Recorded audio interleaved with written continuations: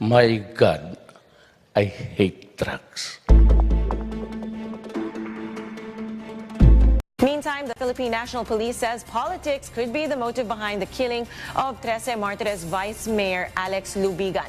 He's one of at least 6 local officials gunned down in broad daylight in less than a week. Police Chief Superintendent Edward Carranza, the acting director of the Calabarzon Police, says 13 Martires City is known for intense political rivalries, so the police believe Lubigan's recent pronouncement to run as mayor in 2019 had something to do with his killing.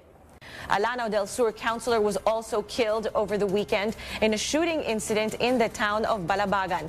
Police are still investigating the shooting and looking into Rido or clan wars as the motive. President Rodrigo Duterte is expected to meet with the head of the Catholic Bishops' Conference of the Philippines. The meeting between Duterte and the CBCP President Romulo Valles was earlier confirmed by Special Assistant to the President Bongo on June 30th. Valles is a known ally of Duterte. There are no details on where the meeting will be held. Monday will mark the last day of the CBCP Plenary Assembly, where high-ranking priests discuss pressing issues that the church is facing in the country. Church officials are expected to release a statement after the meeting. The meeting between Duterte and Valles comes after the president drew flack for saying God was stupid at a speech last month. Prior to that meeting, the president gave a challenge to those who were questioning his remarks about God. In a speech Friday, Mr. Duterte says he's neither an agnostic or an atheist and that he believes in God. But he says if anyone can take a selfie with God to prove to him that their God exists, then he will resign. Here's the president in his own words. And if there is any one of you there, the noisy ones, who would say that you have been to heaven, talk to God, so him personally, and that he exists, the God that is yours. And if that is true, I will step down the presidency. Pero ito kasing ibang reliyon, kung talagang tumutulong ka sa tao, bakit humingi ka ng pera sa tao? In other news, a new government policy took effect this weekend. The president says he is holding his cabinet secretaries liable for delays in government projects. Our Rex Remigio tells us more. Wala akong nakitang daan dito sa Pilipinas na natapos on time na hindi pudus ng graft and corruption. President Duterte will implement a new policy starting Saturday. He will hold cabinet members responsible for delayed or faulty projects. The president has earlier expressed impatience at the slow pace of infrastructure projects, especially in the countryside. So I would like to call the attention of the secretaries, especially Secretary Villar, that if there is any slippage of any work of any kind by the national government, if you delay or if I see tomorrow, beginning tomorrow, and you're all invited to see me in Malacañang.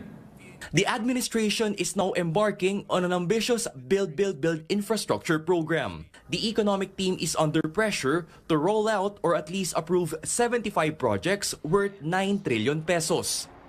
But as of May 2018, the President, his cabinet, and the central bank have approved only 35 of the 75 projects. In the premiere episode of CNN Philippines Business Roundup on Friday, Socio-Economic Planning Secretary Ernesto Pernia vows to approve the rest within 4 years. We are going to process about maybe another 30 or even 40 before the end of this administration.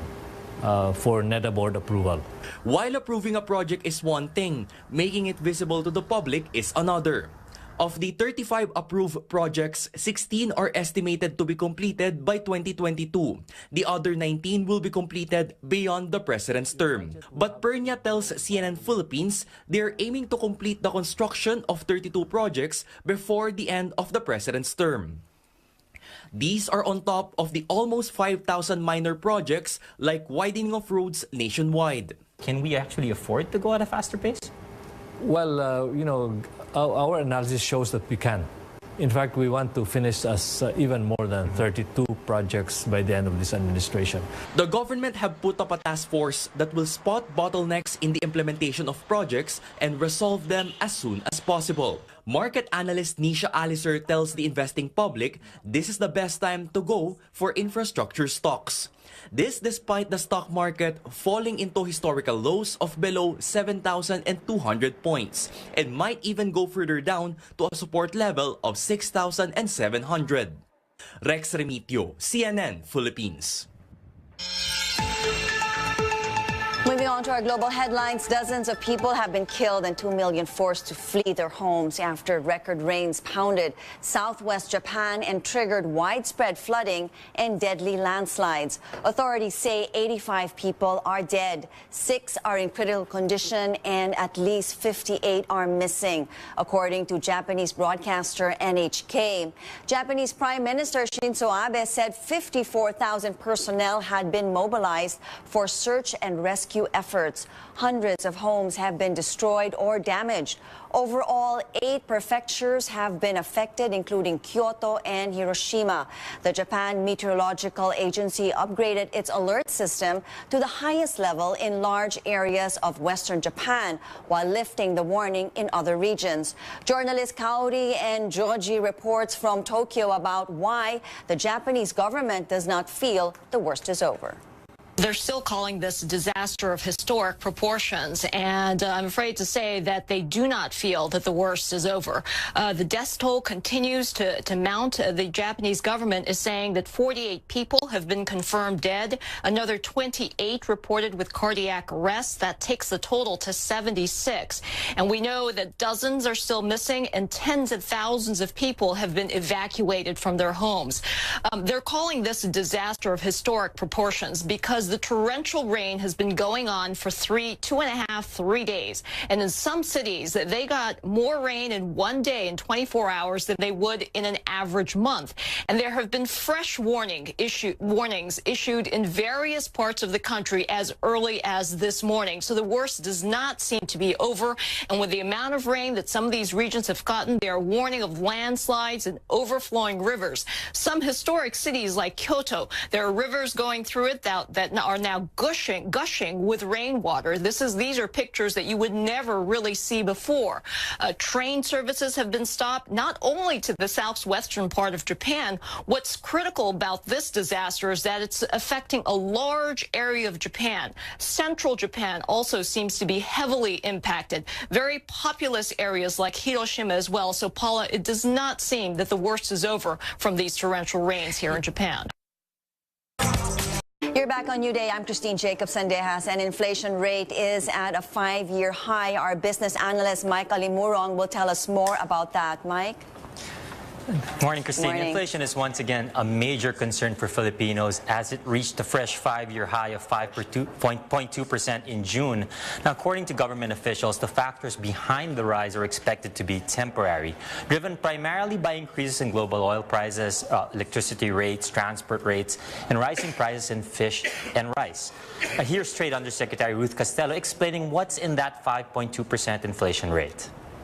5.2% inflation rate now is a reflection on the non-essential consumer products that are being purchased in the market, such as alcoholic beverages and tobaccos.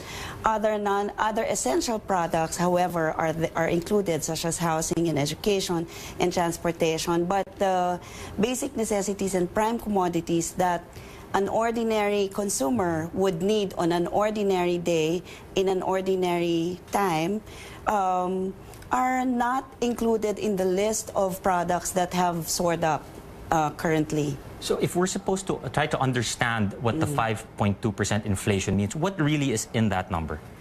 These are there's corn, there's rice. Rice is number one.